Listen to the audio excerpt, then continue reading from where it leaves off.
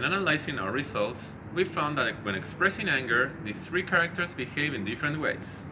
Sean's words when he's angry tend to have a falling intonation at the end of most of the sentences he says, by starting with a strong emphasis at the beginning of the sentence but finishing them with a relaxed low pitch. The character of Sean, in particular, does not often get angry or stressful in situations, but just worries in a superficial way without taking the events in his life too seriously, as he's singled out as a failure by other characters throughout the film.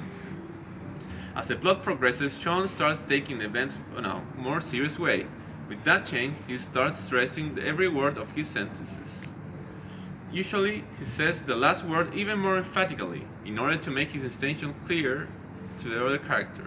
Nicholas Angel tends to stress the ending of words of his sentences by pronouncing them very slowly and making sure his emphasis is conveyed, thus letting the people know that he's angry or feels that a situation is outrageous or unjust.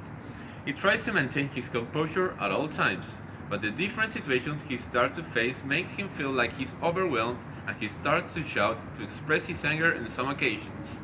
When he's angry or upset, his sentences tend to have a falling intonation and he tends to lower his pitch, unless he's in an emotional state that makes him shout in order to be heard or understood. And Gary King tends to put emphasis on swear words, stressing each one of them. Also, he speaks very loudly and with a lot of emotion. Since he's an alcoholic, he speaks very fast and tends to open his mouth as much as he can. He seems like a know-it-all, boastful and intransigent when he speaks. Also, one can notice that besides being angry, he's deeply sad, but he hides it through the disguise of a confident, free-spirited man. However, everybody can realize that he's always drunk because he's not blissful at all. The intonation patterns that he uses the most are the rising and the rising fall ones.